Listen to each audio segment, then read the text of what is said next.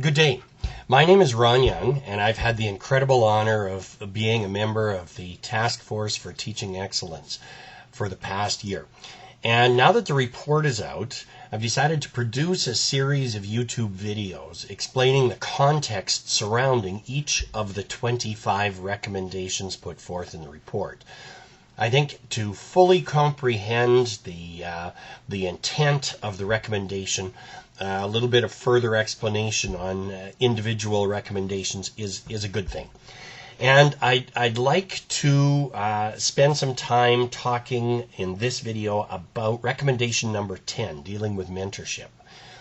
In my 36 years in the classroom, I've seen a lot of tremendous positive change in the occupation.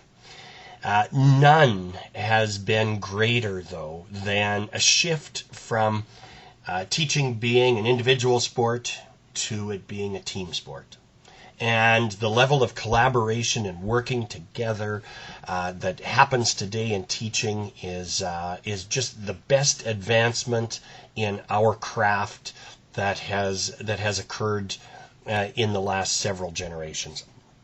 Now, with this increased level of collaboration and working together, one of the most important things that teachers can receive early in their career is mentorship.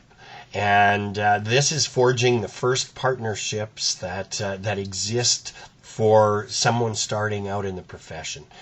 So it is absolutely critical that mentorship become the standard, the norm, rather than the exception.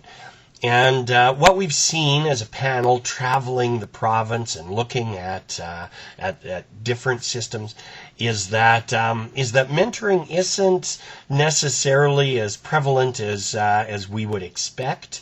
And it isn't necessarily as clearly laid out as what do we mean by mentorship? What are the responsibilities of the mentor teacher to pass on? And that responsibility has to be more than just, well, the bathrooms are located here and this is the way our staff meetings go. It's got to be really productive assistance to these teachers as they start their career. And it has to be formal. It has to deal with issues like parent contacts with different aspects of our craft that really makes life better for someone starting out if they're a little more confident.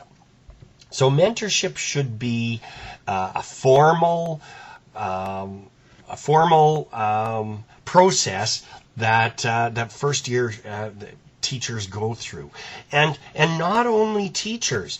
One of the main threads that go through the report is that what works for teachers works for principals and it works for superintendents. We can't live in a bubble and say, well, we'll mentor teachers, but when someone moves into a position of leadership in a school, that because they're moving into a leadership position and maybe because they have a master's degree, they don't need mentorship. Principals need mentorship as much as teachers need mentorship. And superintendents, Cass has done a great job, by the way, and they already have a system in place for mentoring superintendents, but it has to be similar to the system that we arrive at for principals and for teachers so that we can guarantee a level of mentorship for young people starting out in our profession. So mentorship is just critical to the move towards excellence, and because it is modeling the collaboration and the cooperation that we hope develops everywhere. And again, traveling across the province, you see that in some areas this is working really, really well, and in some areas it's lacking. And so that's why the panel report in so many recommendations moves to create a standard across the province so that some of these models of excellence are the standard for everyone in the province. So mentorship is a critical step in the development of teachers in their craft. And so I certainly hope that we have a constructive dialogue on the best way of being able to provide that mentorship for young teachers.